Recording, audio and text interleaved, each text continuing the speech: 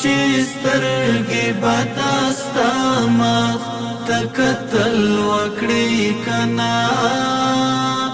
لټې رخجالاتا بل دل وکړي کنا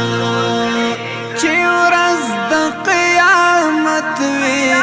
او زړک لګناهونو چې ورځ د قیامت وي او زړک لګناهونو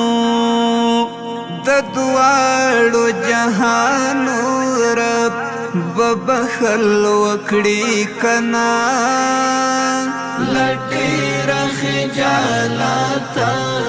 بل دل وکړي کنا